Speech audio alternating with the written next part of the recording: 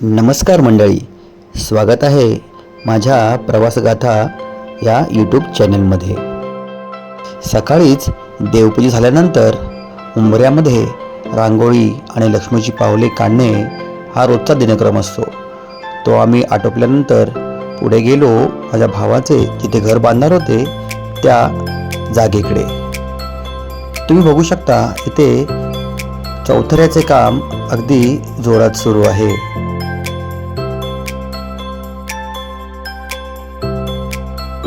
नंतर आम्ही गेलो जिथे खाणी आहेत, म्हणजेच चिरे। जो दगड घरासाठी वापरला जातो त्याची खाण आमच्या गावातच 4 किलोमीटर अंतरावर आहे।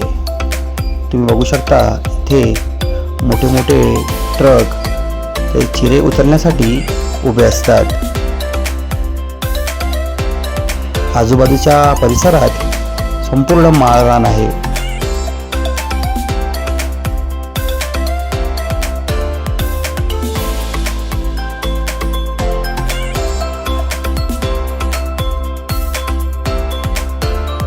परत निघताना तुम्ही बघू शकता की त्या माळरानावर उगवलेलं सुकलेलं गवत त्याची वरडी करून सर्व लोक आपल्या डोक्यावरून घराकडे नेत आहेत। बघू शकता तुम्ही किती मोठ्या मोठ्या वरडी त्या आपल्या डोक्यावर घेऊन घराच्या दिशेने पायी चालतच निघालेले आहेत। नंतर आम्ही गेलो जिथे अगदी मन शांत आणि सुखावतं, तो म्हणजे आमच्या गावातील पर्या म्हणजेच दगडी खोऱ्यातून येणारं पाणी। त्याला काही गावांमध्ये व्हाळ असंही बोललं जातं। ह्या शांत आणि उथळ पाण्याचा सुमधुर आवाज तुम्ही ऐकू शकता।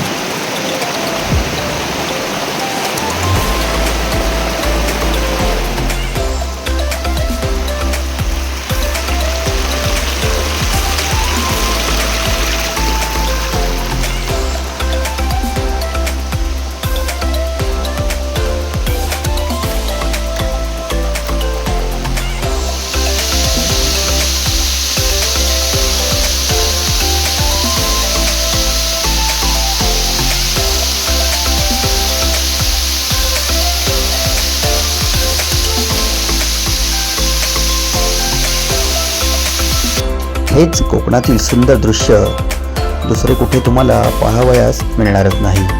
म्हणून कोकण म्हणजेच स्वर्ग। पाण्याच्या आतील मासेही तुम्ही सुंदररित्या बघू शकता।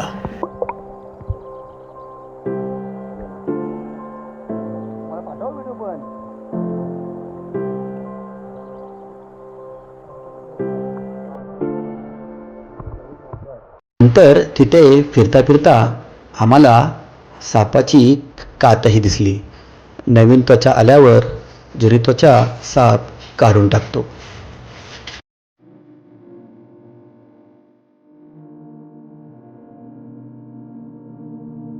तर मंडळी, आजचा हा व्लॉग तुम्हाला कसा वाटला ते मला कमेंटमध्ये नक्की सांगा आणि प्रवासगाथा माझ्या चॅनलला नक्की सबस्क्राईब करा।